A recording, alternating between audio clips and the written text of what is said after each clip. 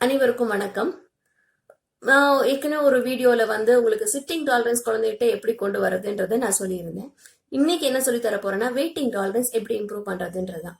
பொதுவா நமக்கு எது ஒண்ணு ஆசைப்பட்ட உடனே கிடைச்சிருச்சுன்னா அதோட மதிப்பு தெரியாது. அதே மாதிரிதான் குழந்தைகளுக்கும் எது ஒண்ணுமே நம்ம கொடுத்துட்டோம்னா உடனே எடுத்து கொடுத்துட்டோம்னா அதோட மதிப்பு தெரியாது.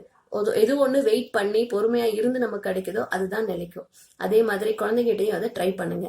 அவன் எது ஒண்ணு அவசரப்பட்டாலும் அவசரமே இல்லை, பொறுமையா இரு, மெதுவா பண்ணலாம், வெயிட் பண்ணு அப்படின்னு அந்த வெயிட்ன்ற வார்த்தையை அடிக்கடி குழந்தைகிட்ட யூஸ் பண்ணி அவனுக்கு அதை யூஸ் பண்றதுக்கு கத்து கொடுங்க. இப்போ சப்போஸ் ஷூ போடணும், ஒரு கால ஷூ போட்டீங்க, இன்னொரு கால அவசரமா ஷூ போடாதீங்க, வெயிட் பண்ணு, அம்மா போடுறேன், அம்மா சாக் சரி பண்ணிட்டு இருக்கேன், அம்மா போடுறேன். சாப்பாடு தட்டு கொடுத்தோடனே சாப்பாடு வந்துடணும் அப்படின்னு கிடையாது. கொஞ்ச நேரம் வெயிட் பண்ணு, அம்மா தோசை ஊத்திட்டு இருக்கேன், அம்மா வந்துடுறேன், வெயிட் பண்ணு.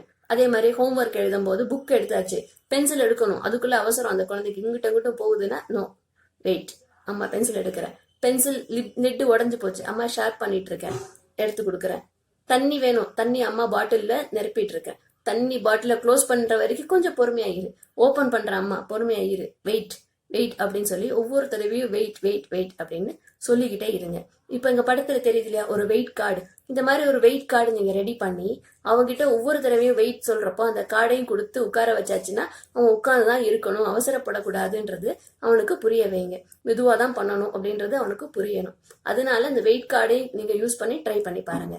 ட்ரை பண்ணி பார்த்துட்டு ஃபீட்பேக் கொடுங்க. நன்றியுடன் பத்மதாரிணி.